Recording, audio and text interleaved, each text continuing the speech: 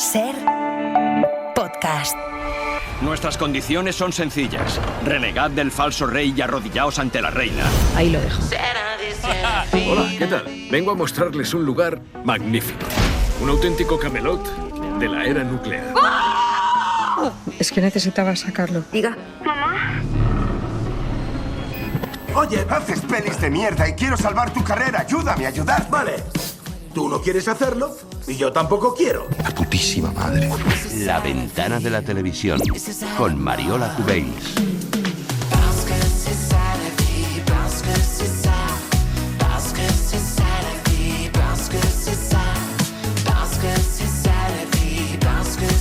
Hola Mariola, buenas tardes. Buenas tardes. Buena vesprada, ¿cómo estás? ¿Qué tal? Bien, me acabo de enterar que ¿De qué? prensaste vino un día, tú. Que no llegué a prensarlo, Yo hacía el grado del vino. ¿Qué es En la eso? Joder, el grado del vino, todos los vinos tienen una graduación Sí, ¿y tú lo alcohólica. hacías? ¿Eso Sí, sí? espérate. ¿Pero por qué tengo que contar esto ahora? Cuéntamelo. En una cooperativa de Tarragona, en Perafort, muy Hace cerca de la 800 estación del años, AVE, también te hace lo digo. 800 años, un verano, los tractores venían cargados de uva y yo ¿Sí? estaba con una máquina, tenía que pinchar por 4 o 5 sitios distintos, sacar una muestrecita, ponerlo en un aparatejo que te daba el grado del vino. Estaba ahí yo he el entendido payés que esperando lo a ver. prensabas. Bueno, podía haber prensado, pero no hacía esto. Y en los ratos libres, con una goma, me convertí en un experto cazador de moscas, porque te puedes imaginar... Bueno, en lo... es que Bueno, mira tú, ya. Tú me has preguntado una cosa. No sé por qué tengo que contarlo, además. O sea, No, porque me ha llamado la atención esa habilidad tuya. ya. Vamos. Pero porque estaba hablando con alguien de vino. Estabas hablando con alguien de Alguien que vinos. está invitado Exactamente. hoy a la ventana de la tele. Bueno, Uno de acabamos de vivir en nuestros Todo por la Radio el desafío que cada martes nos trae Juanma López Iturriaga, con sorpresas incorporadas siempre. Y hoy vamos a hablar de otro desafío, el que desde hace 6 temporadas despunta en las audiencias de Antena 3. Vamos al lío. Señoras y señores, bienvenidos a la 6ª temporada del desafío. ¡Tiempo! La edición más competitiva que hemos vivido.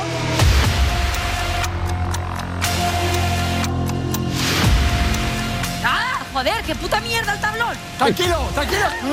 ¿Verdad que lo paso?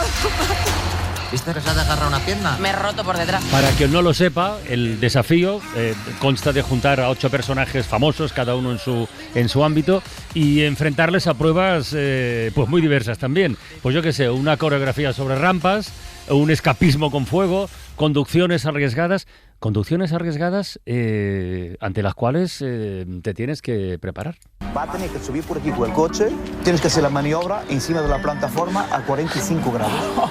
Tienes que entrar por un lado y bajar por el otro. Bueno. Por aquí, tienes que pegarlo aquí arriba del todo. Muerte segura. Tienes que empezar a entrar en prácticas. ¡Socorro!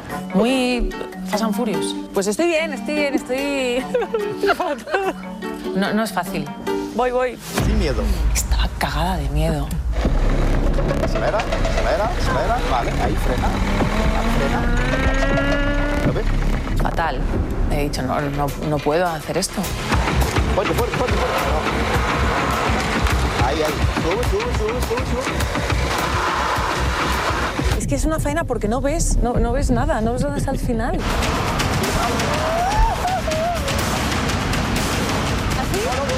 No, vale, no. Te da una sensación de agobio porque piensas que el coche va a salir rodando. Mira, ¿ves ese coche? Así va a acabar este. Patricia Conde, buenas tardes. ¿Qué estabas haciendo aquí exactamente para que los oyentes lo sepan? Porque hay ruidos. ¿Qué estabas haciendo aquí? Te estoy viendo que en Big Box vas bien, ¿eh? Sí, ¿qué son sí, Big Box? como Grison, ¿verdad? Sí, bueno, el ruidito. ruidito. Bueno, Francino ¿Qué es un estabas crack haciendo en aquí? eso, claro. Puedo hacer la perdiz.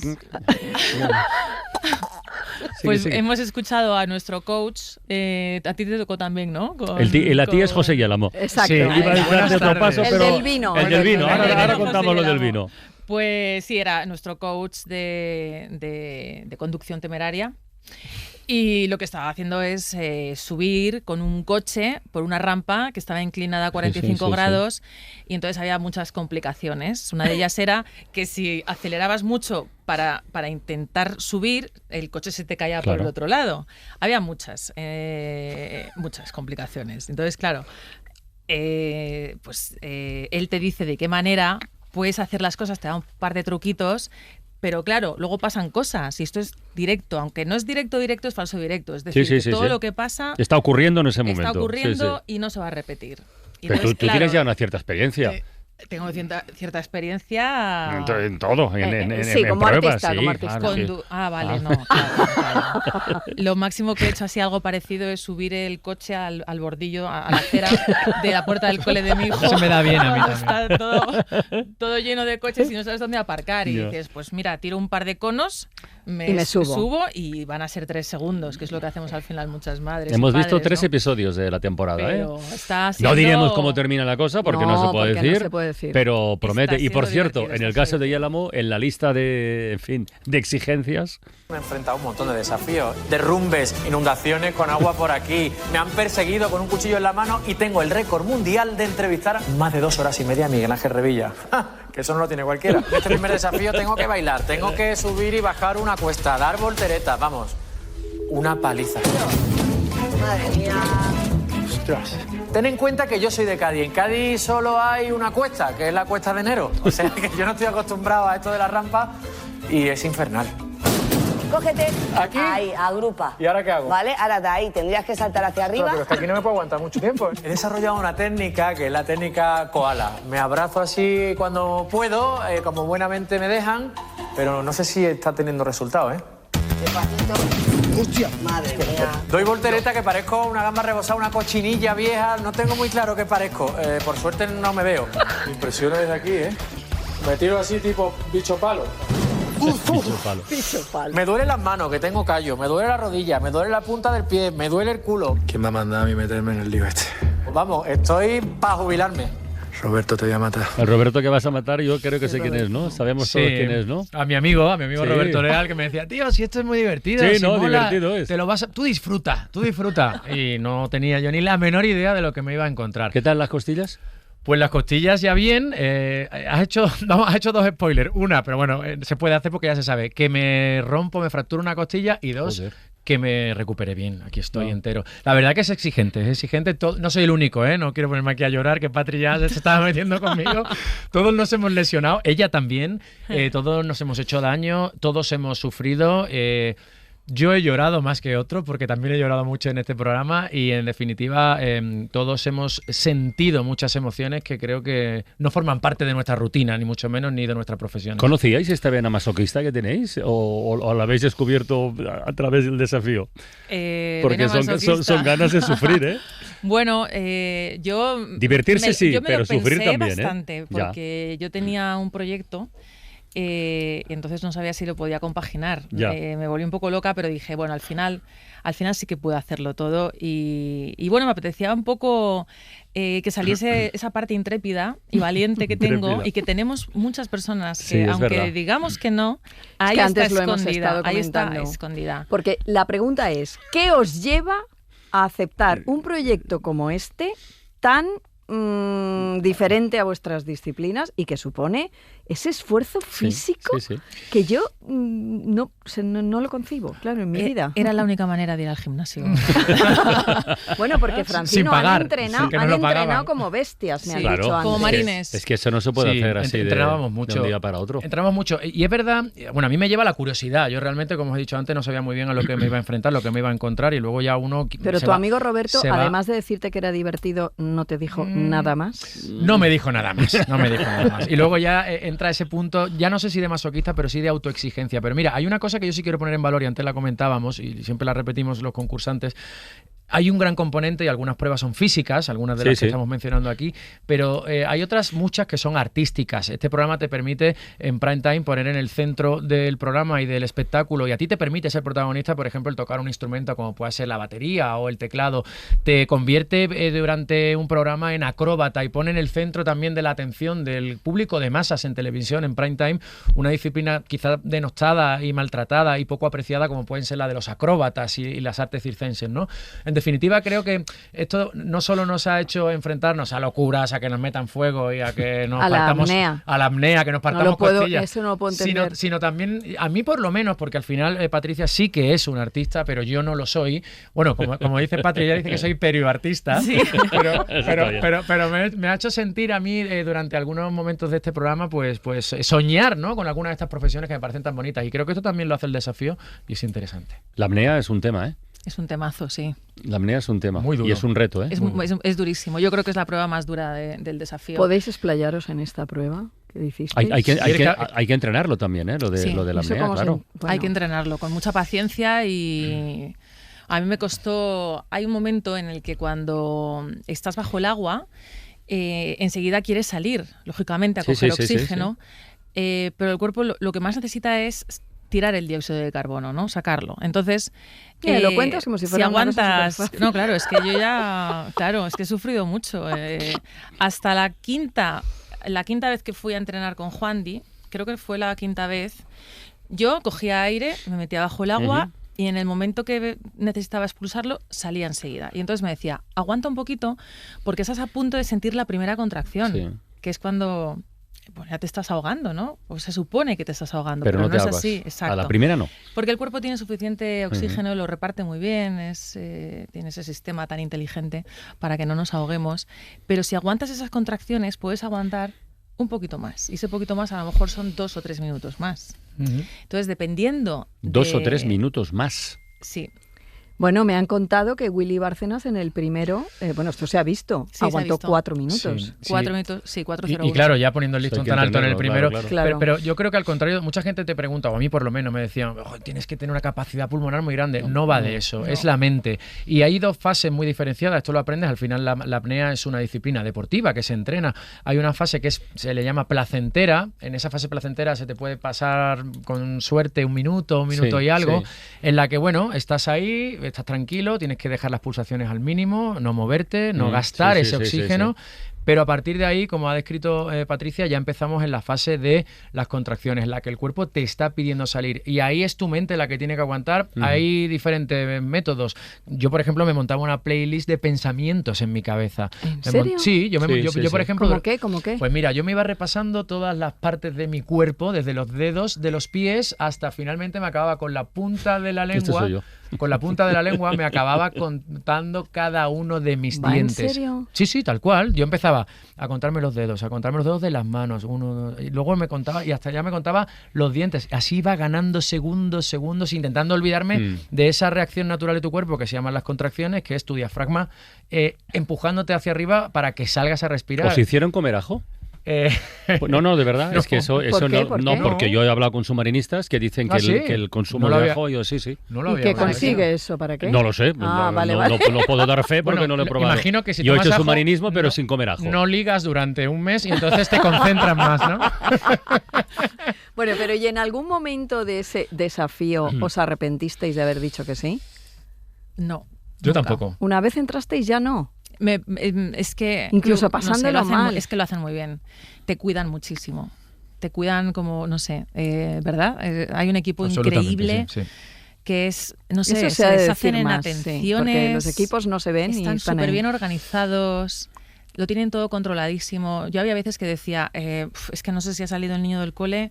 Me decían, tranquila, ¿quieres que venga? Vamos a buscarlo, te lo traemos. Pero hasta el punto de cosas que yo pensé que no se podían hacer en mi profesión, ¿no? Que siempre ha habido un respeto supremo, ¿no? A esas historias de, no, tranquilos, que ya me ocupo yo de mi vida privada, ¿sabes? No hace falta que hagáis nada por mí, ¿no? Y mucho menos, que no es ninguna molestia. ¿Cuál ha sido la prueba más dura o más complicada o más, por lo que sea, que habéis tenido que afrontar en este desafío? La apnea. Yo creo que mentalmente la apnea, físicamente para mí, que fue para mí un antes y un después, me derrumbé incluso al principio de los primeros entrenamientos, un número acrobático, un aéreo de circo que hice, que me implicó, ahí fue donde tuve una lesión importante, que me rompí la costilla. Y yo ahí llegué a pensar que no era capaz de hacerlo. Me mareaba, vomitaba, porque eran giros sobre mí mismo, eran altura, era duro físicamente, sí. Me voy en el minuto 1. Sí. Pero oye, pero al final... Y él, no, que quiero seguir, o sea, que quiero seguir Pero aquí. bueno, todos. Yo creo que ha sido una constante en todos y al final una vez que estás ahí te autoexige. Pero yo sí quiero recalcar lo que dice Patricia. Allí te sientes como en parte de una familia, te cuidan como tal y además, fíjate, en mi caso, este programa lo entrenábamos de lunes a jueves, muchas horas. El viernes se rueda en directo, aunque se haya grabado hace meses, pero se rueda en directo de corrido, que creo que es la magia también que se vive en ese plató. Hay que vivirla. Y yo tenía mi programa el sábado en directo, un programa que va de la fenomenal todo, fenomenal de la actualidad. todo. Entonces yo a lo mejor llegaba con una costilla rota, un pie quemado y tenía que estar 3 horas con Miguel Ángel Revilla. o, poniéndome en serio, entrevistar a un ministro de un tema trascendental y tenerlo allí y obviamente ser consciente de toda la actualidad, no perderle el pulso a la actualidad desde el lunes hasta el viernes o hasta el sábado antes de empezar en directo. Entonces eso también lo facilita este equipo. O ejercer de domador de fieras. John, sí. ¿Tú cómo lo ves? Muy buenas noches. Yo creo que lanzaría una pregunta para reflexionar y es ¿por qué Franco nos parece mal? ¿Por qué Franco nos parece mal? Porque era un dictador, ¿verdad? Porque era un dictador, ¿verdad? ¿Me deja hablar? ¿Me deja hablar? Yo he dejado terminar. Calma, vamos a esperar. A ver, espera que desarrolle un segundo. A ver. Os pido, vamos a hacer una cosa. Hay que reflexionar. Espérate, María, vamos a hacer una cosita. Que es intentar que John y todos desarrollemos el argumento, porque a lo mejor nos lleva por un camino que nos sorprende a todos. Claro, ¿por qué Franco nos parece mal? Efectivamente, nos parece mal porque es un dictador. Bien, pues el comunismo es una ideología intrínsecamente dictatorial, una ideología que abiertamente el comunismo en España, te pregunto. por la abolición de la democracia para forzar una dictadura del proletariado. No hables de comunismo, no hay comunismo en España. Deja de inventar. Vamos a hacer una cosa, de verdad. Nuevas generaciones del PP. ¿Ves? Los bulos me refiero a esto, a que el chaval venga y diga que hay comunismo en España. Espera, ¿Y tú sabes lo que es comunismo? María, un segundo, permitidme. No, David, tampoco. A ver, oye, por favor, orden, silencio, ¿vale? No es fácil, ¿eh? Mira cómo se impone. Ahí no se rompen costillas, pero la tenía rota, ¿eh? Mientras decía, a ver, por favor. Sí, a veces es duro. Habéis elegido un momento, además, que forma parte de... no puede ser más actual, además. Sí, una de las... no puede ser más actual. Y creo que es la identidad de La Sexta Explica también esa sección, que es una grada donde hay muchas voces, mucha gente, y ahí a veces ocurren, digamos, momentos como este donde es verdad que se pisan. Hay que decir... Pero es una buena conversación, de todas formas. Sí, es una buena conversación, pero fíjate, yo estoy muy orgulloso y entiendo que habéis puesto este trozo y además os lo agradezco porque me sirve para explicar esto. Yo, si de algo estoy orgulloso, y no es mérito mío, sino de todo el equipo que hace La Sexta Explica y de que La Sexta y A3 Media apueste por este programa, es que conseguimos tener en un momento muy difícil, en un momento donde la conversación pública está muy enfrentada y es muy de trinchera, generar un clima, aunque después de escuchar esto... alguno que no me haya visto no se lo creerá, pero un clima en el que la gente saca conclusiones. Y esto que habéis puesto en concreto es gente joven, muy joven, muy activa en redes, a la que llevamos a televisión y creo que está bien, porque sacarle luego sacarle de su anonimato. Y estos cortes luego los ponen en TikTok y llega a los jóvenes, que creo que es un reto que tenemos en la televisión lineal, señor. Y en la radio y en todo. Que es que los jóvenes se enteren de lo que hacemos, que se asomen a la televisión, que creo que es una industria necesaria y sobre todo que consuman periodismo de calidad, del corte que quieran y de la línea editorial que quieran. Y esto es el reto que tenemos y esto creo que lo vamos consiguiendo poco a poco y lo digo muy humildemente en La Sexta Explica. Patricia me contaba antes de entrar en antena que esto te ha servido, este programa te ha servido para la vida, para tus disciplinas artísticas. Sí, claro. Yo el otro día decía en la rueda de prensa, y es verdad, que nosotros como artistas, da igual lo que pase en nuestras vidas, salimos del camerino, dejamos esos problemas dentro y salimos y hacemos nuestro trabajo, ¿no? O sea, es lo que hemos hecho todos desde que existe esta profesión. Entonces, aquí vamos un paso más allá y es que, además, por eso me interesaba muchísimo, porque yo soy muy curiosa y me gusta mucho indagar en el comportamiento humano, en cómo funciona nuestro funcionamiento.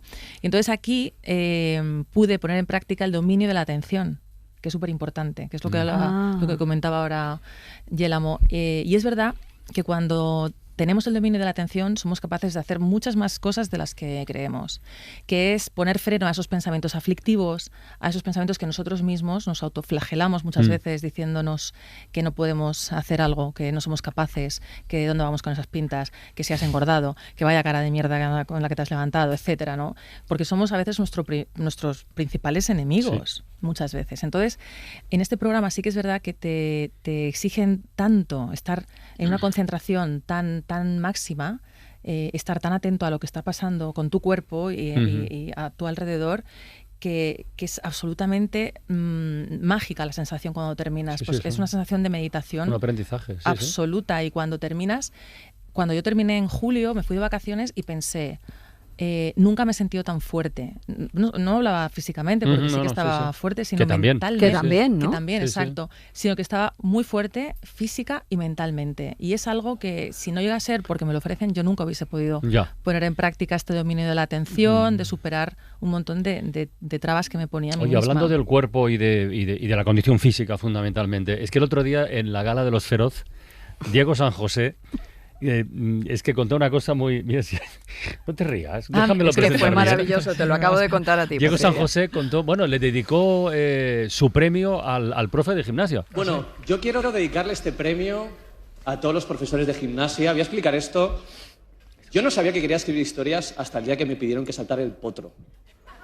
Creo que todos sabemos la influencia que han tenido Billy Wilder o Rafael Azcona para que gente queramos escribir. Pero creo que los profesores de gimnasia, que a gente como a mí me arruinaron la vida... Yo creo que mi vocación surge el día que me dijeron que tenía que hacer el test de Cooper. Que supongo que había aquí gente que lo ha hecho, que es una cosa demencial y muy triste. Se llamaba Cipriano, mi profesor de gimnasia, Colegio Público Anaca. No estará viendo la 2 en estos momentos. Yo creo que en la mirada noté siempre que él pensó que yo no iba a llegar a ninguna parte. Cipriano, no sé saltar el potro, pero esto es un feroz. Mejor guión.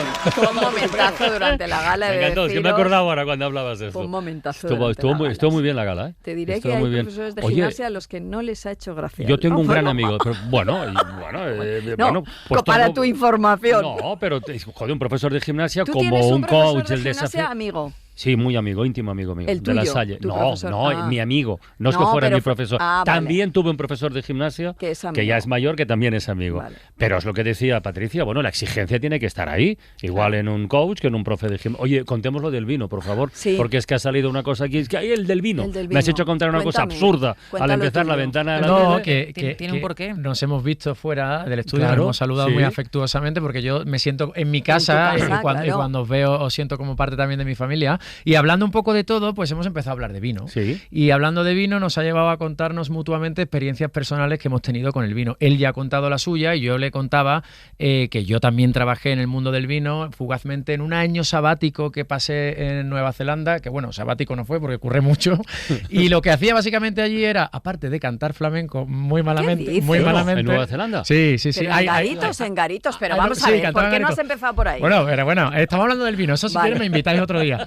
Y sí, vendimié y trabajé en una bodega en Waiheke Island, un sitio donde se hace vino blanco muy bueno, Sauvignon Blanc. Vendimiabas lo que tenemos todos en la cabeza como la vendimia, ¿no? Sí, claro. Lo que pasa es que allí es al revés, allí es en el mes de marzo, Francino, en el comienzo del otoño. No, yo vendimiaba, yo estaba allí recogiendo uvas, seleccionándolas, cargando cajas, llevándolas a la bodega. Nueva Zelanda. Limpiando tanques de acero metidos hasta aquí. Y hay que hacerlo bien. Sí, ahí estuve trabajando. Bueno, la primera experiencia para el desafío, por eso te ha llamado tu amigo Roberto Leal, te ha llamado para el desafío. Valgo para todo. ¿Y a ti quién te convenció para ir? A mí, pues me escribió Susi Caramelo y me dijo, Patri, que Jorge Ventosa quiere tu teléfono, que no sé para qué es, pero bueno, me lo puedo imaginar y efectivamente era para esto. Y bueno, me convencieron entre varias personas, pero no lo tenía. Tú no querías. Claro, al principio, está claro que no querías. Pero mira, ¿ves? Yo, que soy una miedosa y una cobarde y una perezosa, no podría hacer nunca para eso. Que le digas, no. No, sí, no. Soy miedosa, soy cobarde y soy perezosa. Vamos a ver, lo tengo clarísimo. Y llevas un pelo ahí.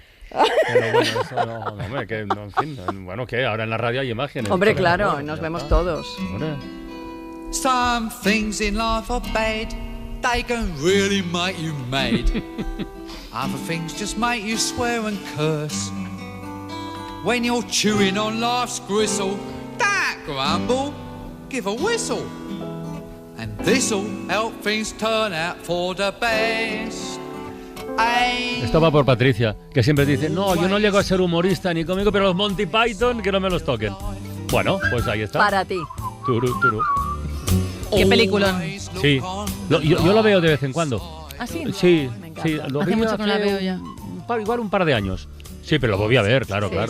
Y Es ayer que me entraron muchas ganas, haciendo la ventana de los libros, de ver el jovencito Frankenstein otra vez. Oh, qué buena. Porque hablamos de la peli, hablamos de Guillermo del Toro, que es magnífica, no sé qué. Coño, pero el Frankenstein a mí me gustaría revisarlo pronto. Sí, ¿verdad? Son cosas que cuando oyes... Antes he visto un clip de Moulin Rouge y he dicho, ay, Sí. cómo apetece verla, que hace como 10 años que no la veo. Sí, los Monty Python, pues sí, fue viendo la vida de Brian cuando dije, qué maravilla Poder dedicarse. poder hacer esto, poder hacer una película con tantos chistes, tantos gags, sketches, poder divertir a familias enteras, como estamos nosotros en el salón de mi casa en Valladolid, mis padres, mis hermanos, mis primos. Estaban todos riéndose muchísimo. No, y entonces se me encendió como una bombillita en la cabeza y dije, ya está, y si me dedico a esto, Pues ya está. las familias van a estar felices en sus casas, van a estar riéndose, van a Qué estar bonito, disfrutando de esa serotonina que se segrega en el cuerpo cuando uno Qué bien, ríe, que es una medicina Patricia natural Conde, José y maravillosa. Alamoyo, muchísimas gracias a los dos guapos. Gracias a Muchísimas vosotros, gracias ha a sido un vosotros. lujazo estar Un aquí. placer. Volveo cuando queráis, Si no, nos vemos en la bodega, ¿no? Exacto. Oye, este viernes el A ver desafío quién a las gana, 10 sí. en A Antena las 3. 10, sábado 21:45, la sexta explica, que no es tan divertido. Machos Alfa, pero cuarta es temporada, muy también entretenido. Patricia Conde.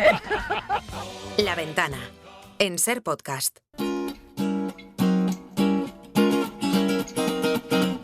Hi everyone and welcome to the Window of the World. Boa tarde, sejam muito bem-vindos à Janela ao Mundo. Bonsoir, bienvenue à la fenêtre du monde. Goedenavond, welkom bij het venster op de wereld. Hey, afternoon y'all. Welcome to the Window to the World. Schönen Abend aus Deutschland. Willkommen zum Teil das Fenster zur Welt. Goodbell o welcome til Vinduet mot verden. Buonasera, benvenuti alla finestra al mondo. Holly came from Miami, FLA. La Ventana del Mundo. Hitchhiked her way across the USA. Con Rafa Panadero. Hey babe, take a walk on the white side. Said hey honey, take a walk on the white side. Hola Rafa, buenas tardes. ¿Qué tal? Buenas ¿Qué tardes, tal? Carlos. ¿Te han quedado ganas de probar lo de la apnea? No, a mí lo después de la escuchar apnea, a Patricia y a Yelamo. El agua no es mi medio. No, yo, no es tu medio. Yo no sé nadar casi. Bueno, hoy esta ventana al mundo conecta directamente con la actualidad de nuestro país, porque es noticia de esta misma tarde. El Congreso ha tumbado el decreto ómnibus del gobierno que incluía, entre otras muchas cosas, la revalorización de las pensiones. Claro. Tenemos ya la bronca política habitual, el gobierno criticando al Partido Popular, a Junts, a los que han votado en contra, los otros que han dicho que meten muchas cosas dentro. Ese Bueno, es da el igual. tema. Esa es una cosa. Pero fíjate que el año pasado... Eso. Vamos a ver cómo va el tema de las pensiones por ahí fuera, pero Eso. con esto de aquí a ver qué pasa, porque el año pasado les pasó lo mismo, Sí, dijo Feijóo sí, que no, sí, porque sí. había muchas cosas en ese decreto ómnibus, esta vez estaba en la provisión de desahucios, ayudas afectadas por la DANA, el bono social. Bueno, al final se echó atrás por las críticas que hubo y acabaron aprobándolo. Veremos qué pasa este año. En ambos casos, el año pasado y el aumento que se propone aquí en España para las pensiones es del promedio del IPC en los últimos 12 meses. Este año era un 2,7%, lo que se iba a subir. Se subirá si finalmente se aprueba. Y nos hemos preguntado cómo funciona esto de las pensiones Sí, de sí. fuera, cuánto se paga, cómo se actualiza, si está en peligro lo que aquí llamamos la hucha de las pensiones. Así que vamos a preguntar a Joan Solés en Italia. Joan, ¿qué tal? Buenas, buenas tardes Hola, Joan. a todos. Vamos Hola, a echar un ojo buenas también tardes. a los Países Bajos. Isabel Ferrer, hola Isabel. Hola, ¿qué tal? Hola Isabel. Miraremos en Noruega también. David Fergar, ¿cómo estás? Hola, muy bien, buenas Ahí tardes. está el gran fondo soberano ese del petróleo, ¿no? Ahora nos Sí, contará, sí. exacto, sí. Y en Portugal, Bryce Suárez. Hola, Bryce. Hola, boa tarde a todos. Oye, por esto de la proximidad, Bryce, vamos a empezar contigo, luego vamos con el resto. ¿Cuánto se paga y cómo se actualizan las pensiones cada año en Portugal? A ver, empiezo con lo de la actualización porque es una fórmula bastante compleja y voy a intentar simplificarla. Quedémonos con que va por escalones y aumenta en función tanto del PIB como de la inflación. En concreto, este año la actualización está por encima de la inflación y solo permanecen congeladas las pensiones, y ojo, de más de 6.400 euros. Me parece. Es decir, que esta cifra no os lleve a engaño. Lo que pasa es que aquí no hay una pensión máxima, sino que se calcula contando los 10 años con mejor sueldo de tu vida. ¿Y qué pasa? Que los sueldos en Portugal pues son muy bajos, puede haber pensiones muy altas, pero la mayoría son directamente miserables. Os voy a dar dos cifras. A ver. La pensión media es de unos 650 euros mensuales, Pero la mitad de los jubilados cobran menos de 500, es tremendo. También os puedo decir que de media los hombres ganan 300 euros más que las mujeres. Wow. Oye, en España es el doble casi, sí. ¿no? Bueno, sin casi, sí. es el doble. Bueno, claro, el tema de fondo de Bryce es, claro, los sueldos, que son muy bajos, ¿no? Sí, porque en de hecho aquí hay lo que se llama la tasa de sustitución, ¿no? Es decir, el porcentaje de tu último sueldo que cobras cuando te jubilas, aquí se considera que es bastante alto, es alrededor de un 70%. Entonces, el problema viene derivado de que los sueldos son muy bajos, efectivamente. Joan, ¿y en Italia se hace como en España? ¿Se tiene en cuenta el IPC del año anterior o cómo va? En Italia hay pensionazas, ¿no? Hay unas pensiones muy altas, ¿no? Exacto, ahora lo contamos. El aumento en Italia equivale al índice de precios al consumo, como en España se aprueba en el Parlamento con todo el paquete económico del año siguiente, es decir, no está previsto que se vote el aumento de las pensiones por separado, sino en lo que aquí se llama la maniobra, que es el aumento ómnibus de los presupuestos generales. Este año las pensiones aumentan un 1,4%, la mitad que en España prácticamente, en porcentaje. Hay otra diferencia sustancial, se aplica el porcentaje, como contaba Bryce en Portugal, inversamente proporcional, es decir, las pensiones máximas aumentan poco, reciben menos en relación a las pensiones mínimas. Hay que tener en cuenta también, como decías Carles, que no hay un máximo en Italia como en Portugal. Hay unos 200 personajillos, ex primeros ministros, ex magistrados del Supremo, que perciben nada menos 30.000 euros mensuales. ¿Cómo mensuales? De pensión. Mensuales, exactamente. Incrementarles la pensión, así como los de Portugal, el máximo reciben 6.000, pues en Italia 30.000. Las pensiones mínimas y medias son inferiores a las de España y en cantidades notables. Mínimo, por ejemplo, 13 pagas, no 14, de 621 euros. Esto es por debajo de lo que se considera el umbral de la pobreza. Pues mira, estamos bastante mejor aquí en España que en Italia, por lo que cuentas. Ni tan mal. Oye, vamos a ir mirando un poco más hacia el norte, me da que igual puede cambiar la foto. Isabel, de Países Bajos se suele decir que es el país de Europa o uno de los países de Europa donde esto de las pensiones funciona mejor. ¿Cómo hacéis? ¿Cómo se hace? Está realmente más equilibrado, lo de los 30.000 euros es sorprendente. A ver, este año, en el 2026, todas las pensiones han subido un 4,12%. Bueno, no está mal. Y desde el 1 de enero, las personas que viven solas reciben un importe neto de 1.558. Si se está casado, por persona, euros mensuales, si se está casado o se convive con una pareja, el importe por persona es de 1.067 euros. Por cada mes se acumula una paga extra de 76 euros y por la paga extra de vacaciones son 106 euros al mes, que se recibe en mayo. Y también hay una característica, que es una prestación de asistencia social para las personas que no han cotizado suficientes años o que no han recibido ninguna pensión porque nunca han trabajado. Se complementa esos ingresos, si es que los tienen, hasta llegar al mínimo de los 1.500. Y para tener derecho a vivir, de tener esa pensión, o tienes unos ahorros o tienes unas propiedades, se recalcula, pero si no los tienes, te lo pagan. Pues sí, parece un sistema bien montado, ¿no? Bastante redistributivo, efectivamente. ¿Y en Noruega, David? Pues veo que nos parecemos bastante a Países Bajos. Perdón. Hay una brecha ahí, ¿eh?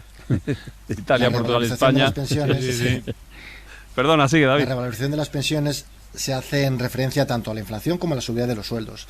Aquí, cada 1 de mayo, el gobierno define lo que es la cifra G o Grundbelopp, que es una cifra base, que es una referencia para todas las prestaciones públicas, también las pensiones, y tiene en cuenta tanto el crecimiento de precios como salarios. El aumento de pensiones en el 2025 fue del 3,7% aquí, mientras que la inflación fue de 3,2% y el aumento de salarios de 4,8%. Aquí sí que hay pensión mínima, que es para el que haya cotizado 40 años, que de unos 1.700 euros al mes, si una persona vive sola, y de 1.600 si vive en pareja. Y esta cantidad se reduce proporcionalmente según el número de años cotizados. Sí que hay pensión máxima, que se calcula según el sueldo que se tiene al terminar la vida laboral, pero solo cuenta hasta las 924.000 coronas anuales, que son unos 79.000 euros. Por encima de eso, si alguien cobra más, ya no se tiene derecho a una pensión más alta. Como referencia, el sueldo medio noruego ronda los 55.000 euros brutos anuales. Mira, estás hablando de años cotizados y es que nos hemos puesto a hablar de dinero sin preguntar por el tiempo, por la edad, que esto también hay que mirarlo. Claro. Lo mismo hay diferencias también. Y también cuando pensamos en este fenómeno de seguir trabajando después de la jubilación. Empezamos de nuevo en Portugal, Bryce. ¿Cómo es esto de la edad y de seguir trabajando una vez jubilado? Pues mira, aquí vais a ver que también España está mejor que Portugal. Hace 2 décadas aquí se decidió que la edad oficial de la jubilación cambia cada año según la esperanza de vida al nacer, y ahora está ya en 66 años y 11 meses, aunque también es posible jubilarse antes si ya se han cotizado 40 años. Pero como os decía, las cosas no están fáciles y por eso Portugal es conocido por tener uno de los sistemas de pensiones más generosos de la OCDE para fomentar una vida laboral más larga. Según el Banco de Portugal, alrededor del 10% de personas siguen trabajando cuando llegan a la edad de jubilación, y eso aumenta su pensión casi hasta el doble. Y además, por otra parte, hablando pues con muchos pensionistas a lo largo de los últimos años, es bastante desolador escuchar a muchos de ellos. Algunos se jubilan pero siguen trabajando en algunos trabajos, digamos, en B, o también hay quien se va de la ciudad a las afueras o a un pueblo para dejar su piso en alquiler turístico, y esto es un problema pues porque las ciudades están cambiando mucho también, en parte a raíz de esto, y porque es que además algunos servicios públicos funcionan cada vez peor, y como la asistencia sanitaria, y los pensionistas pues no tienen una alternativa tampoco si lo necesitan en caso de urgencia. ¿Y el resto de países, esto de calcular la edad de jubilación? Joan, empieza tú. Sí, en Italia la edad de jubilación precisamente está situada ahora en 67 años, 2 meses más tarde que en España. La anticipada a los 65, solo si se ha acumulado 43 años de cotizaciones los hombres o 41 años las mujeres. Se exige mucho más que en nuestro país. Dejadme precisar a favor pues una diferencia respecto a España, y es que en Italia pueden compensarse hasta 5 años de estudios universitarios, y esto es importante, ¿no? Por el contrario, quienes perciben pensiones mínimas muchas veces se ven obligados a seguir trabajando, pues algo que la ley italiana permite. En Italia son nada menos 400.000 los jubilados que siguen trabajando para llegar a final de mes. ¿Y en Noruega, David, los jubilados son de seguir trabajando o de verdad se jubilan? No, pues aquí sí se anima a la gente a la que siga trabajando, y son muchos los que combinan tanto jubilación como con trabajo. Aquí te puedes jubilar entre los 62 y los 75 años, pero la edad estándar, cuando se adquieren todos los derechos de jubilación, es a los 67, que es la edad normal que diríamos. Si uno decide jubilarse a los 62, cobrará menos, pero no como una penalización, como creo que ocurre en España, sino porque el total de la jubilación calculada se divide entre más años. Hay una novedad importante de este 1 de enero, es la máxima edad de trabajo. En Noruega, durante la vida laboral, el trabajo está muy protegido y hay muy pocos motivos por los que se puede rescindir el contrato a un trabajador. Uno de ellos es la edad, que hasta el 1 de enero eran los 70 años y a partir de ahora son hasta los 72. Uno puede trabajar hasta los 72 sin no te pueden echar por el hecho de motivos. Si tú quieres seguir, sigues. Por motivos de edad. Vale. Si no hay otro motivo, puedes seguir exactamente hasta los 72. Ya. Sí, puedes, si estás en condiciones para ello, exactamente. Y los años de cotización, para poder tener derecho a pensión en Noruega, tienes que haber cotizado al menos 3 años. Eso ya da derechos.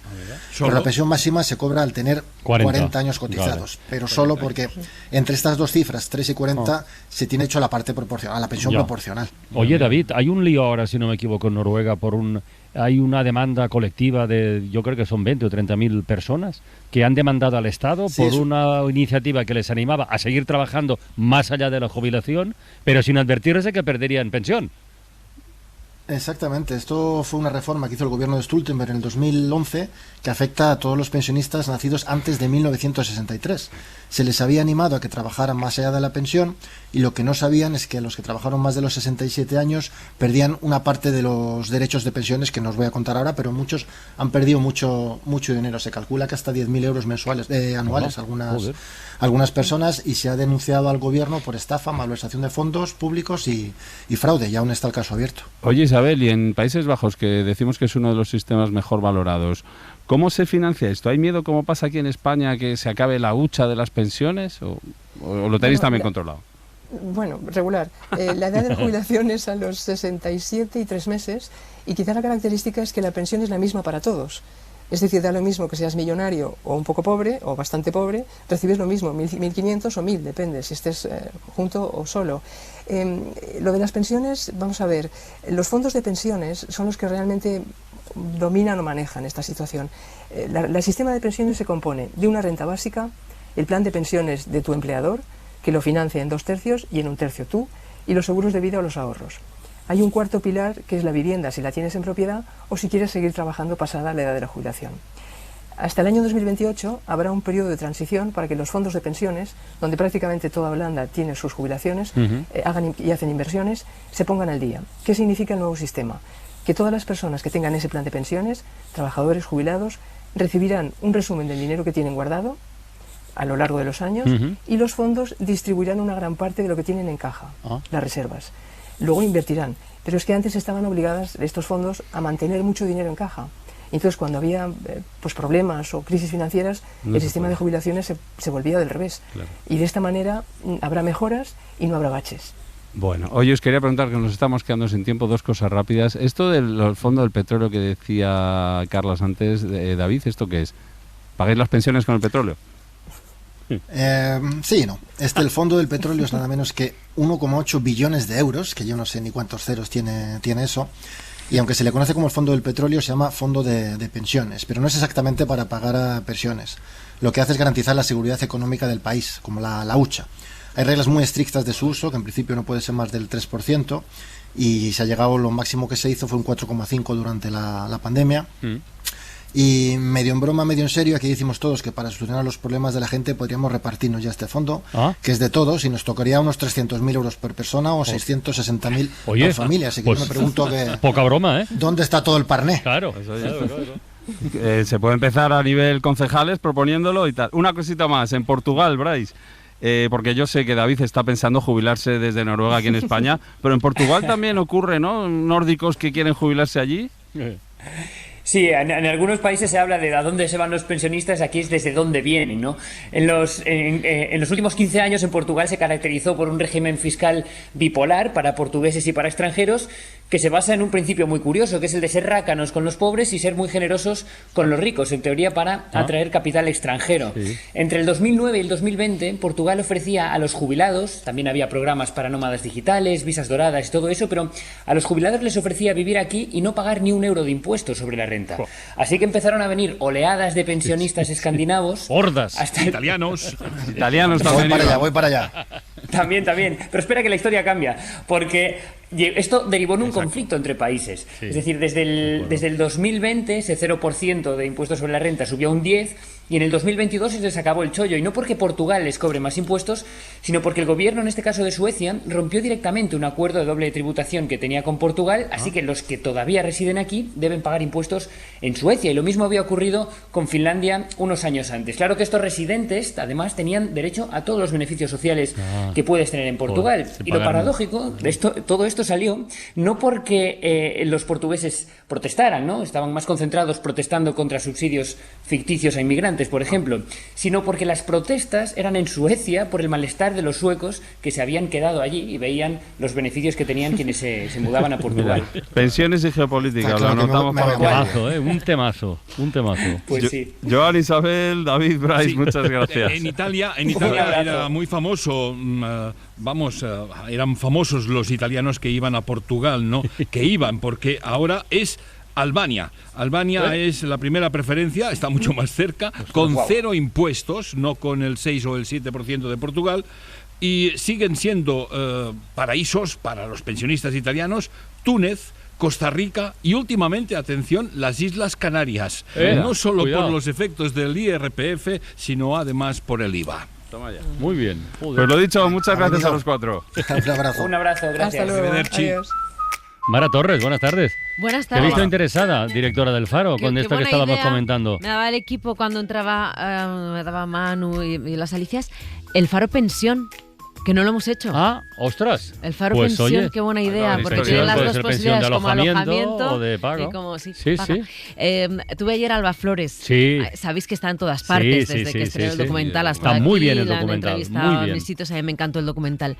Pero resulta que le hice una pregunta que le habían hecho en todas partes, incluso que se la hacía ella misma, y una que nadie le había hecho. ¿Has pensado qué diría tu padre del documental? Y luego, ¿qué hubiera dicho de La Casa de Papel? Eso no me lo habían preguntado. Del documental es lo más sencillo en realidad, porque casi todo el mundo, cuando yo lo pregunto, porque yo esto lo pregunto también, en plan, mamá, tías, ¿qué diría papá del documental? Todas están de acuerdo en que estaría muy contento. Estaría muy, muy contento, ¿no? Como que no el corazón no le cabría en el pecho, dicen. Y de La Casa de Papel, ¿qué opinaría? Creo que le habría molado. Le habría gustado salir él. Un papelito, ¿no? Sí, yo también quiero. Le habría gustado hacerlo él también, sí. De padre de Nairobi, habría sido genial. Habría sido genial. Bueno, pues ahí está. Qué chulo, ¿verdad? Está muy bien, sí. No, pero la pregunta es buena, ¿eh? Porque ¿Ya? claro, Sí, todos le preguntamos por el documental, pero claro, La Casa de Papel, sí, está muy bien. Está muy bien. ¿Esta hoy noche el Faro hacemos qué? el Faro Mente. Mente, pero no probablemente, sino También, mente. también. No, también, vale también. todo, vale todo. Vale como sufijo también. Pues claro, entonces claro. es infinito esto. Sí. Últimamente probablemente, pero también la mente. El poder de la mente. El poder de la mente, mentes peligrosas. ¿Os acordáis de la peli? Mentes criminales. Sí, mentes criminales. Suspicious Minds. Estas mentes peligrosas. La banda sonora de Mentes Peligrosas. Rapea, ya verás, sí. No estaba mal esa peli, ¿eh? A mí me gustó bastante.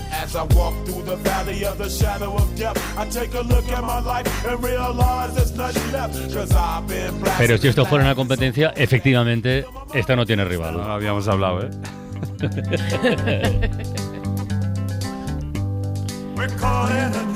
¿Esto qué sería? ¿Mentes sospechosas o mentes sensibles? Mentes... Bueno, da igual. Sencillas, Sí, no, sencillas no. Sencillas es lo de ayer. No. Suspicious Minds es... Suspicio de sospecha, ¿no? Sí, mentes sospechosas, mentes... Bueno, da igual, que cante Elvis, tú, lo que quiera.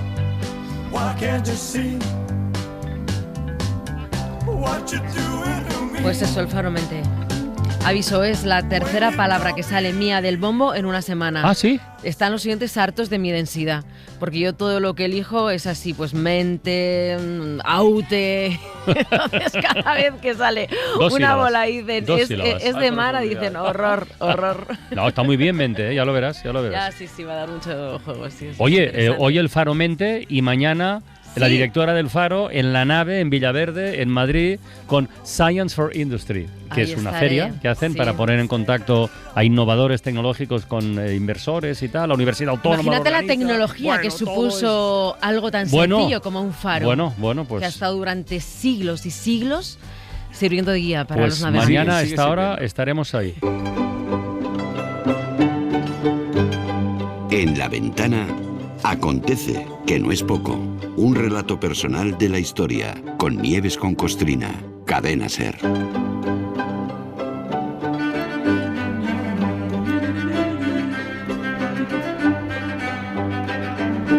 Si tuviéramos que hacer una lista de los países que más páginas de la historia han llenado, que más transformaciones han experimentado y que más influencia han tenido y siguen teniendo, yo creo que Rusia tendría que ocupar uno de los primeros lugares, sí o sí. Nieve, buenas tardes. Buenas tardes, sin duda. Seguro. Está la Rusia de los zares, la revolución bolchevique, el surgimiento de la Unión Soviética, la desaparición de la Unión Soviética, hoy la Rusia de Putin, empeñado este hombre en volver a alguna de las casillas de salida que huela a imperio, o algo parecido a imperio. Bueno, mucha historia, efectivamente, y muchos grandes personajes, entre ellos, por cierto, Stalin, compitiendo en el campeonato por ser el mayor asesino de todos los tiempos, sí, que méritos desde luego acumuló. Pero hay otra figura muy importante también que ostenta otro récord.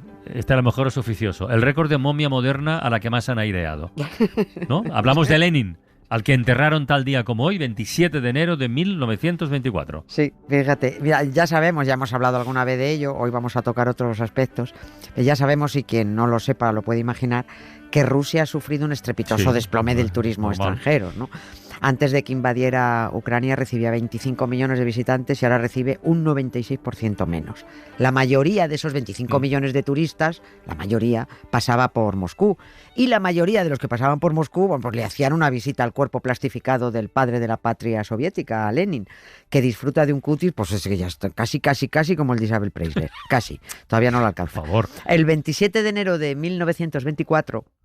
6 días después de su muerte en Gorki era una parcelita cerca de Moscú donde Stalin lo mantuvo aislado para que no se le acercara a nadie, y tras 4 días de solemne velatorio en el Palacio de los Sindicatos, en los que no hizo falta preparar el cuerpo de Lenin porque es que había 40 grados bajo cero en Moscú, se mantuvo solito, 500.000 de rusos silenciosos y congelados despidieron para siempre a su papi Lenin, y al menos los que estuvieran más cerca pudieron ver cómo el féretro se depositaba en una cripta junto a las murallas del Kremlin para, se supone, no salir jamás, como todo muerto decente que se queda quieto donde lo ponen. Eso iba a ser un enterramiento provisional, con acceso al público. Esta fue una decisión errónea donde las haya, hasta que le hicieran algo más apañado dada su categoría. Como ya muchos saben, y pese a todo lo vamos a contar, aquello se acabó yendo de las manos. Y aquí estamos en 2026, 102 años después de la muerte de Lenin, preguntándonos, ahora, tal que hoy, ¿dónde está Lenin? ¿Habremos dejado de verlo para siempre? ¿Reaparecerá en 2027? ¿Es una venganza de Putin porque no soporta que en la misma ciudad haya alguien más famoso que él? No. ¿Se está muriendo el momio de Lenin? Yo estoy en un sin vivir.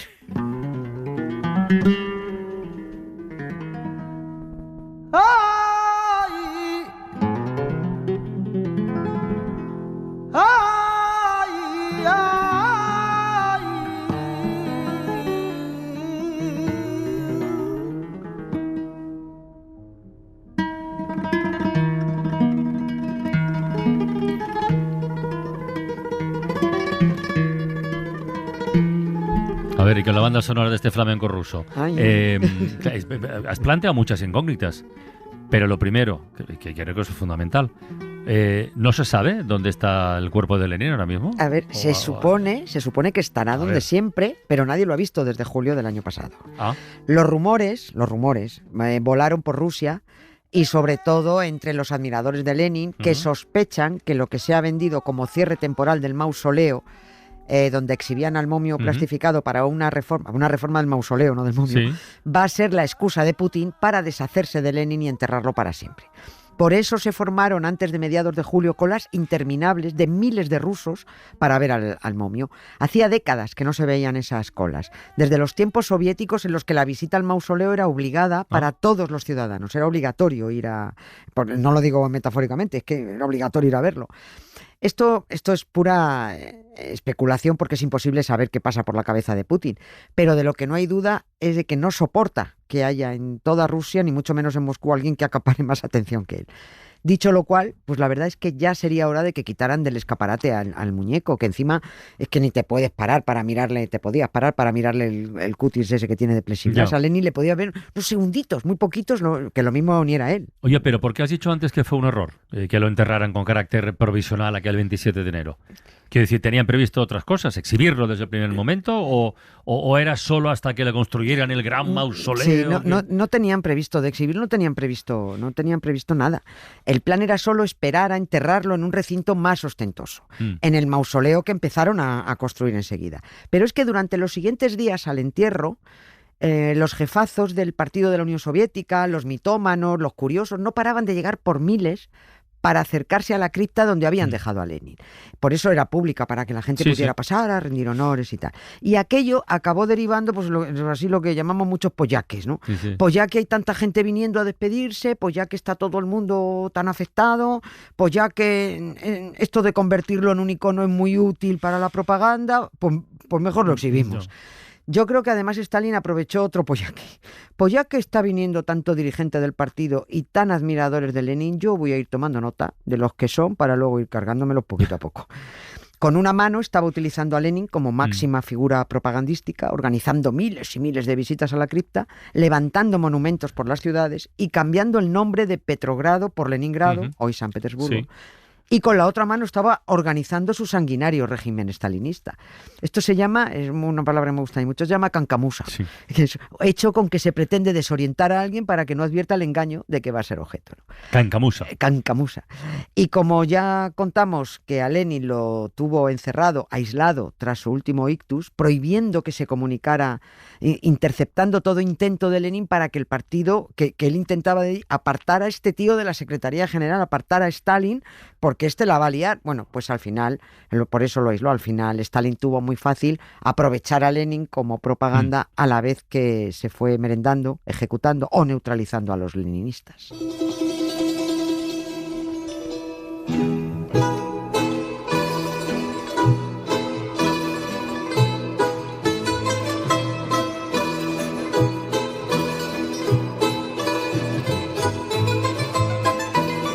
Pues es verdad que hace falta ser muy hábil y muy cabrón seguramente también, y Stalin era las dos cosas. Para acabar con la obra de alguien, porque lo estaba haciendo a la vez que inmortalizabas a ese alguien, supuestamente. No, claro, es que todo lo que hizo fue contra Lenin pero que pareciera que era por Lenin, porque Lenin aborrecía el culto a la personalidad. Eso era antibolchevique total. Le hubiera repugnado todo lo que se hizo con él. Ni siquiera quería ser enterrado en Moscú, él quería irse a Petrogrado con su madre y con su hermano. No se sabe de quién partió la idea exactamente de plastificar a Lenin para que estuviera ahí como si no se hubiera ido. El principal sospechoso es Stalin, o al menos el que compró la idea de inmediato, si alguien es que lo dijo. Sí había una mayoría de pirados que estaba de acuerdo en que ese hombre era algo especial y no podía ser enterrado como cualquier otro. Tampoco nos podemos extrañar de esto porque es muy común, es lo habitual. A veces porque lo decide el propio muerto antes de morirse, que es un arrogante, el enfermo de megalomanía, como Franco, que se gastó una millonada del dinero de los españoles para hacerse una tumba mastodóntica con mano de obra esclava, o Mao Zedong, o un tipo que yo aborrezco, que es el cardenal Pedro Segura, que es una de las personas... El cardenal Pedro Segura es una de las personas más malas que ha pisado este país, y que se construyó un impresionante monumento funerario para él y su familia en una colina, está en San Juan de Aznalfarache. Sí. Es un pedazo impresionante. Sí. Se ve desde casi todas. ¿Y a santo de qué? Para él y su familia, para hacerse una tumba. O sea, igual que Julio II quiso como San Pedro para hacerse su tumba, que luego lo venden como una basílica, pero bueno, era su tumba. O bueno, y ya no hablemos de la loca saga de los norcoreanos, que esto no tienen un mausoleo, esto tiene un parque temático. Sí. Y luego están, como en el caso de Lenin, los que rechazan esa ostentación, pero se convierten en pura ostentación porque también son instrumento de propaganda.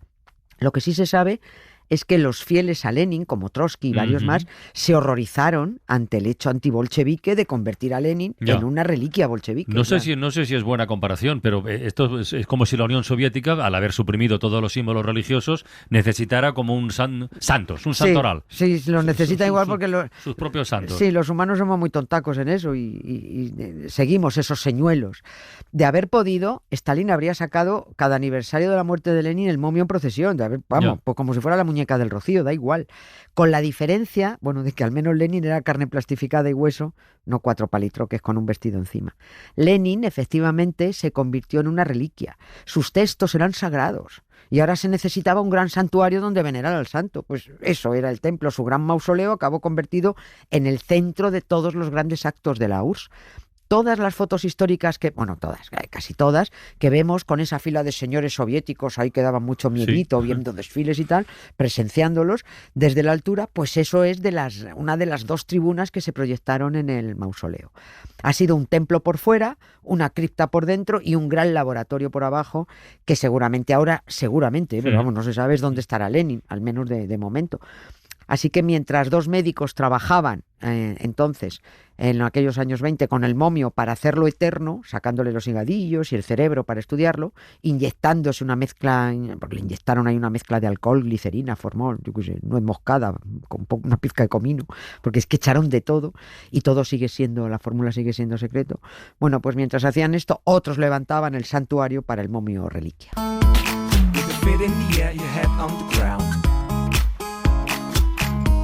Try to streak and spin it. Yeah, the hair collapse, but there's nothing in it. And you ask yourself, where is my mind? Where is my mind? Lo has dicho así un poco de pasada, pero ¿de verdad estudiaron el cerebro de Lenin? Sí, ¿no? Sí, y aún lo tienen en el Banco de Cerebros de Moscú. Los bancos de cerebros, o dicho finamente, los bancos de tejidos neurológicos, son ahora, antes parecían más morbosos, pero ahora son importantísimos, porque los cerebros son imprescindibles ahora en las neurociencias para la investigación de las enfermedades degenerativas, la Parkinson, Alzheimer. El País Vasco tiene un banco de cerebros importantísimo. Deberíamos hablar un día además de la cantidad de cerebros importantes que hay por ahí sueltos por el mundo, porque hay historias muy jugosas detrás, muy sesudas. Pues en Moscú tienen un banco de cerebros, pero vamos, no de cerebros mindundis, cerebros ilustres. En Moscú está la mayor concentración de sesos de alto standing, entre ellos el de Lenin, porque Stalin se empeñó en que había que dar pruebas científicas al mundo de que Lenin era un ser superior. Y mira que lo han estudiado, porque además le dividieron los sesos en 30 y tantas mil láminas. Y algunas conclusiones decían que Lenin tuvo neuronas gigantescas que le dieron una superior capacidad mental, lo cual es una gilipollez tan gigantesca como las supuestas neuronas. Puede que en vez de tener 100.000 millones millones de neuronas tuviera solo una, pero muy gorda. Quién sabe. También es cierto que a Stalin había que decirle lo que exigía huir. Y si Lenin era muy listo, se lo dijeron. Sabiendo cómo las gastaba, cualquier neurólogo hubiera dicho que Lenin no es que tuviera un cerebro privilegiado, que tenía dos. Bueno, lo que está claro es que Lenin ha sobrevivido a Stalin, a la perestroika, al desmantelamiento de la URSS y de momento ahí sigue. Sí, y sigue dando rédito político. El que más se atrevió fue Boris Yeltsin, cuando en 1993 ordenó retirar la guardia de honor del mausoleo, y ahí dijeron todos, ¡guay! Ya está, van a retirar al momio y lo van a enterrar, que era la intención, pero al final no se atrevió. Puede que Putin se atreva, porque él es más partidario de Iván el Terrible que de Lenin, por el que no tiene ninguna pasión, porque además está en la otra punta ideológica. Y eso se temen los que el verano pasado hicieron larguísimas colas para lo que creyeron que iba a ser la última vez que vieran al muñeco de plexiglas.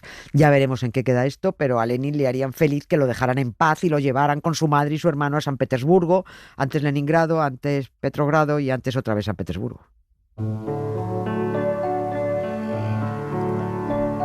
Un viento a 30 grados bajo cero barría las desiertas avenidas y los campanarios.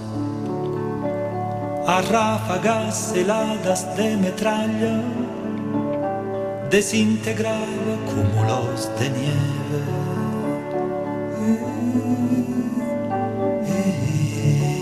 Y los fuegos de la Guardia Roja encendidos para echar a lobos y viejas con rosario.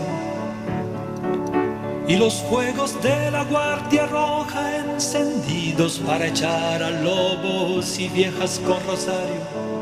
Cualquier excusa es buena para escuchar a Franco Battiato, pero esta canción además no viene al pelo. Sí, el único Franco bueno. Yo conocí a otro. Antonio Franco. Ah, bueno, sí. Vale. Bueno, hala, te he pillado. Mañana más, Nieves. Un beso. Gracias, Adiós, Carla, chao. La gracia incomparable de Nijinsky. Y mañana con público, ¿eh? Ah, que mañana. Que mañana estamos en la nave, en Madrid, hablando de ciencia y tal, pero hablaremos también de historia. O sea que tendremos un puñado de oyentes ahí viéndonos la cara. En mi barrio. Venga. Lo que queda del día. Con Isaías Lafuente. Oye, Feijóo acaba de anunciar hace un rato que lleva la regularización de inmigrantes anunciada y aprobada hoy por el Consejo de Ministros, la lleva a Europa, porque dice que incumple el Pacto Europeo. Bueno, pues ya veremos a ver qué dice Europa, pero de momento es la noticia de este día. Nos hemos ocupado de ella también en La Ventana. Una noticia que ayer adelantó la cadena SER es la regularización extraordinaria de cientos de miles de inmigrantes que están, pero que son una especie de fantasmas administrativos. Desde la oposición, el PP ahora habla de ir a Europa, pero también habla de un efecto llamada que es falso, porque no es que vayan a llegar, es que se pretende regularizar a los que ya están aquí. Se habla de 500.000, pueden ser más o menos, nos decía Nico Castellano. Es la cifra en la que se basó un cálculo que hacían distintas organizaciones que conforman la plataforma Regularización Ya. Sí. Y hace año y medio aproximadamente, cuando la ILP, con más firmas de la historia de la democracia, más de 700.000 que llegó al Congreso pidiendo los derechos para estas personas, llegó al Congreso, se calculaba entre 400 y 500.000 personas que no estarían en un momento dado con la normalización documental en España. Pues sean los que sean, a partir de ahora les podremos poner nombre y poner rostro, y a lo mejor al poner rostro se romperán algunos mitos, nos decía Nico. Vamos a poner nombre a esas cifras, ¿no? Sean los que sean, y los perfiles. Cuando hablamos de la inmigración y hablamos de la regularización, la primera idea podría ser la migración mediática, que es la que llega en patera. Supone menos del 1% de las solicitudes que van a conseguir la regularización, porque es menos del 1% de las migraciones que llegan a nuestro país lo hacen por vías irregulares. El 99% de la gente que entra a nuestro país entra legalmente. Es uno de los mitos que se habla de la inmigración. De Haas, en el libro famoso de los mitos de la inmigración, recuerda esto: la gente no se mueve por vías irregulares, luego que acabe en situación irregular porque nuestras leyes les impiden acceder a la documentación. Pues uno de estos inmigrantes que llegó a nuestro país y entró por el aeropuerto de Barajas como turista es Juan. En Hora 14 lo escuchábamos. Sí, se llega aquí como turista con los sueños de cumplir algo. Actualmente estoy desempleado. Se complica mucho encontrar un trabajo sin documentación. En los trabajos en los que encuentras, pues, o te explotan o no te pagan. Es demasiado difícil que te requieran un piso sin una documentación, o incluso que te atienda la seguridad social. Si estás enfermo o algo, la atención no es la misma. como si nos definiera una documentación. Es cruel decirlo así, pero poder encontrar un trabajo digno o sentirte digno de poder no tener que sentir esa presión cada semana, de no saber cómo vas a afrontar los gastos o si vas a tener para comer o para vivir, que sabes que vas a trabajar y te van a pagar por tu trabajo, no te van a estafar, no te van a robar. Es una alegría que es muy difícil explicarla, la verdad. Y como Juan, pues hay otros cientos de miles. He venido porque en mi tierra natal las cosas van mal. La violencia y la pobreza avanzan a un ritmo mortal. Tuve que salir, buscarme un porvenir, resurgir, resistir y conseguir sobrevivir. Hemos hablado esta tarde en La Ventana con María Tejada. Ella es responsable de campañas y de comunicación de ACCEM, que es la ONG que trabaja desde hace más de 35 años para mejorar las condiciones de vida de estos migrantes, de refugiados, de personas vulnerables. Ella nos decía que solamente en su ONG han atendido a decenas de miles de personas. Nosotros hemos trabajado en el último año con unas 95.000 personas y este año que acaba de terminar pues estaremos en torno a las 80.000, aunque todavía no tenemos las cifras seguras. Estas son personas a las que atendemos, o sea, contando atenciones únicas. Hay veces que a las personas se les atiende más de una vez, ¿no? Porque tienen diferentes necesidades y bueno, son diferentes situaciones. Y le hemos preguntado a María Tejada cómo se ha recibido la noticia en sus centros. Allí se ha recibido la noticia, como todas las personas que se encuentran en esta situación, ¿no? Pues sobre todo con esperanza y con ilusión, porque el poder normalizar tu situación administrativa es lo que te da la llave a poder vivir una vida normal, digna, como la que tenemos todos y todas. El estar en una situación de irregularidad te genera ansiedad, miedos, te genera no poder planificar tu futuro, no saber qué va a pasar contigo. Esta regularización, desde luego, permitirá cambiar la vida de estas decenas de miles de personas y, nos decía María, ojalá que sirva también para cambiar determinadas miradas sobre la inmigración que vemos en otros países y que ya también comienzan a normalizarse en España. Hay que empezar a humanizar lo que estábamos deshumanizando, ¿no? Creo que estamos empezando, lamentablemente, a acostumbrarnos a ver situaciones que se dan sobre todo en otros países, pero aquí también ha habido un incremento de la xenofobia, el racismo importante, que estamos de alguna manera normalizando, cada vez va escalando más y esto lo que contribuye es a que volvamos a ver a las personas como personas. Pues dignidad es otra de las palabras del día. De dignidad nos hablaba María Tejada y de dignidad hablaba esta mañana también Albert Dalmau, presidente en funciones de la Generalitat. Salvador Illa sigue todavía ingresado, hablando de la situación, de la crisis que se está viviendo en los rodalíes. Estaremos satisfechos todos cuando el sistema de rodalías funcione con la dignidad que los usuarios se merecen. Solo hay un camino, que es el camino de las soluciones, de las inversiones y de una mejora en la gestión, ¿no? Todo el mundo sabe en qué situación están las rodalías de Cataluña. Y todo el mundo sabe de dónde venimos. Venimos de años de mucha desinversión, sabiendo que no tiene una solución corta. Solo se va a poder solucionar con años de máxima inversión. Y este día, desde luego, ha sido muy intenso. En lo informativo hemos tenido, por ejemplo, los datos del paro de la última EPA. Y oye, pues son datos que están muy bien. Noticias del paro. En España el paro está oficialmente por debajo del 10%. ¡Ay, qué alegría! En el año 2025 se crearon más de 600.000 puestos de trabajo. ¡Ay, qué alegría! Hay más de 22 millones y medio de ocupados. ¡Ay, qué alegría! Es el paro más bajo y el empleo más alto desde hace 17 o 18 años. ¡Ay, qué alegría! Y no podemos añadir aquí una mala noticia hoy. ¡Ay, qué disgusto! La vicepresidenta Yolanda Díaz está tan contenta que lo dice 2 veces mediante un socorrido, por lo tanto. Yo creo que está el país de enhorabuena porque hace 18 años que España no bajaba del 10% de paro y por tanto hoy el país creo que tiene una muy buena noticia y es que por fin bajamos del 10%. Yo creo que es lo mismo, ¿no? Sí. Repetir frases con por lo tanto es algo que se hace con frecuencia. La reina del por lo tanto es Isabel Díaz Ayuso. Lo que queda claro es que Pedro Sánchez es el primer beneficiario y encubridor de esta trama. Por tanto, que quede claro que Pedro Sánchez es el primer beneficiado por esta trama. Ya nos había quedado claro con la primera vez. Bueno, se documenta una vez más que los personajes reales cada vez se parecen más a los que circulan por las greguerías. Estas han sido las de hoy. Bueno, empezamos las greguerías. A ver, la gestión del gobierno del accidente de Adamuz pues genera dudas en el líder de la oposición. Patricio muestra un hallazgo. Feijóo considera que los datos que da el gobierno son insuficientes y a la vez son demasiados. Feijóo ha inventado el dato de Schrödinger. Ahora una extraordinaria perspectiva económica la que ofrece Endorcista. El éxito de China y su ascenso como superpotencia tiene una fácil explicación. La política de hijo único produjo un país sin cuñados. Toma.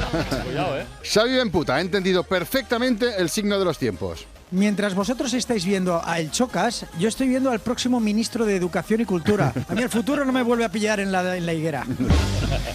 Y acabamos con esta charla de Clean Piticlin. Nada, que al venir hacia aquí pues he notado que el volante del coche hace un ruido raro. Tiene mala dirección. ¿Y así lo sabes sin más? No, es que esto es una peluquería. El taller está en el número 33. Pues no era adivino, era sencillamente peluquero. Bueno, hemos tenido momentos extraordinarios en la ventana de hoy. Con Carlos Leita, por ejemplo, que nos ha llevado a las profundidades del Atlántico Norte para escuchar sonidos impresionantes. El de la foca barbuda, por ejemplo. Es una foca que vive en todo el Atlántico Norte, la parte alta del Atlántico Norte, que parece como una espiral que pincha el mar y se lanza hacia los fondos. Una espiral sonoro. Esto lo emite un macho cuando va bajando haciendo un círculo, espirales, para rodear a los bancos de pescado que va a atrapar. Y al fondo todo el coro.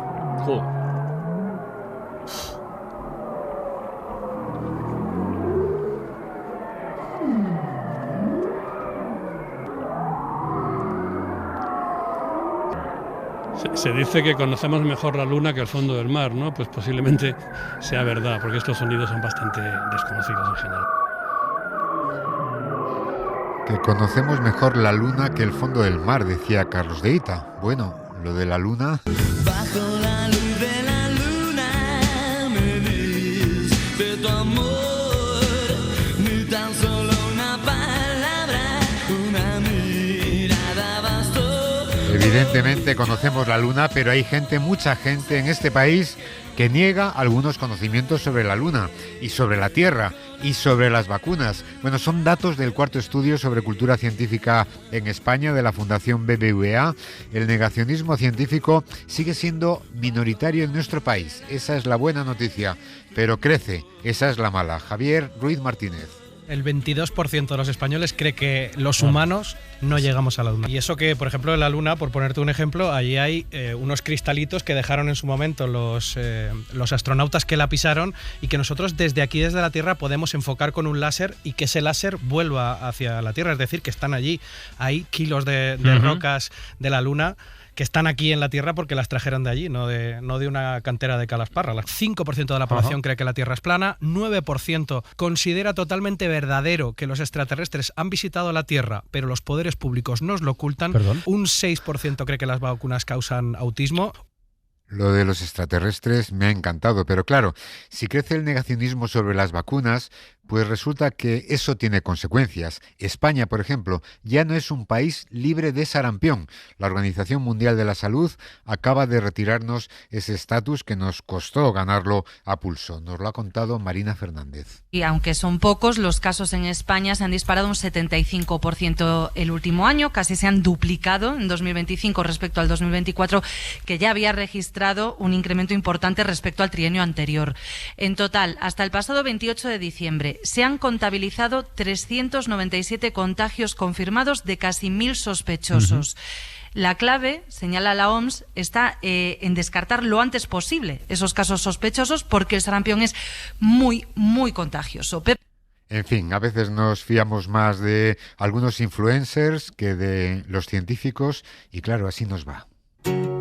Puesta de sol, échale otra foto, no sea que la veas con tus propios ojos. El mundo de los influencers. Esta mañana hablaban de este mundo en Hoy por Hoy.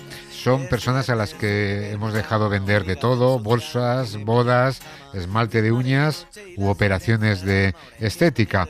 Y han hablado de ello con Lorena Macías, que es publicista, es profesora de creatividad y de marketing digital, y nos ha dicho que es un mundo que se está extendiendo y que ha cambiado. Es un mundo que ya no busca solamente estrellas rutilantes. Antes era una marca te tocaba la puerta cuando tú tenías 100.000 seguidores, ahora eres tú la que toca la puerta de la marca y dices, mira, tengo 1.000 seguidores, pero mira qué bien edito o mira qué bien grabo a cámara. Y entonces esa marca te paga una cantidad muy modesta o a veces incluso producto por ese vídeo del cual tú cedes los derechos. O sea, te convierte en soporte publicitario. Sí, son como actrices publicitarias. El doble de acción de la película, el que salta por el precipicio que no es el actor principal, es un poco eso. Se les paga con esa ilusión de estás perteneciendo, tú también eres parte de esto y aparte es un nicho más medible. Cuando uno emite un anuncio en la tele no puede dar un seguimiento, sin embargo a un influencer tú le das un link con una UTM personalizada y puedes medir cuánta gente ha llevado a esa web, cuánto rato han estado en esa web, qué sección han visitado en esa web, si han metido algo en el carrito, si han comprado, si vuelven mañana, tienen las cookies de esa persona, entonces también es más económico y más traqueable.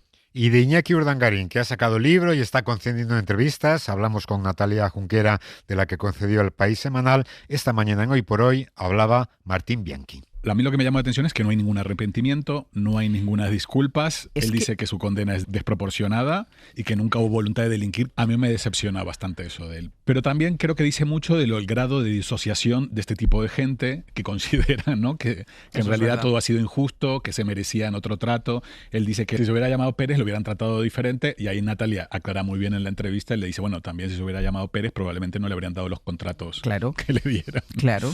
Pues parece evidente. Bueno, y acabamos. Hoy hemos viajado de la radio a la tele y de un desafío a otro. Y en el desafío de Antena 3, pues los concursantes tampoco lo pasan muy bien. Y hemos hablado con dos de ellos, que hoy han visitado el plató de Mariola Cubels. José Yélamo, que nos ha contado por qué se ha metido a esto. Bueno, a mí me lleva la curiosidad. Yo realmente no sabía muy bien a lo que me iba a enfrentar, lo que me iba a encontrar. Y luego ya entra ese punto, ya no sé si de masoquista, pero sí de autoexigencia. Pero mira, hay un gran componente y algunas pruebas son físicas, algunas de las que estamos mencionando aquí, pero hay otras muchas que son artísticas. Este programa te convierte durante un programa en acróbata, y una disciplina quizás denostada y maltratada y poco apreciada como pueden ser la de los acróbatas y las artes circenses, ¿no? Me ha hecho sentir a mí durante algunos momentos de este programa pues soñar, ¿no?, con algunas de estas profesiones que me parecen tan bonitas. Y la otra concursante, Patricia Conde, que también ha salido de su zona de confort, aunque ella ama el riesgo, y para ella participar en este desafío ha sido un aprendizaje. Pude poner en práctica el dominio de la atención. Y es verdad que cuando tenemos el dominio de la atención, somos capaces de hacer muchas más cosas de las que creemos. Poner freno a esos pensamientos aflictivos, diciéndonos que no podemos hacer algo, que no somos capaces, que dónde vamos con esas pintas, que si has engordado, que vaya cara de mierda con la que te has levantado, etcétera, ¿no? Porque somos a veces nuestros principales enemigos. Sí. Muchas veces. Entonces, en este programa sí que es verdad que te exigen tanto estar en una concentración tan máxima que es absolutamente mágica la sensación cuando terminas. Nunca me he sentido tan fuerte, física y mentalmente.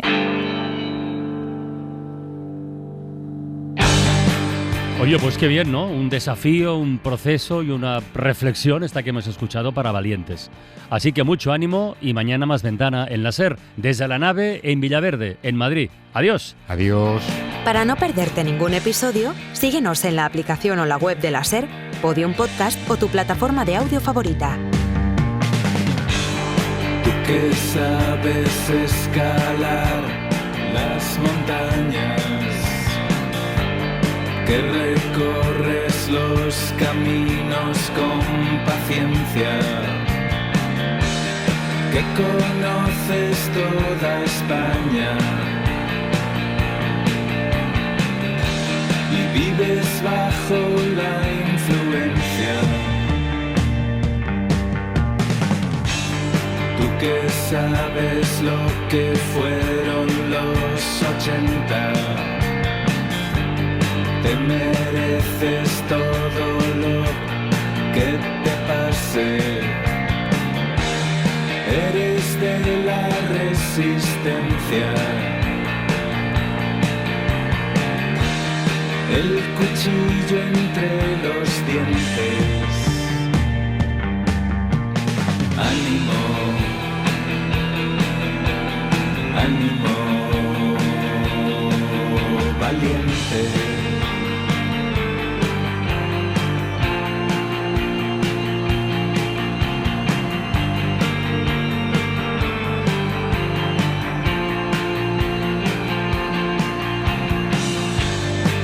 que has hecho tanto por la independencia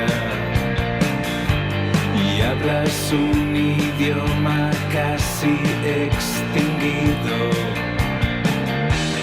que pareces a tu día.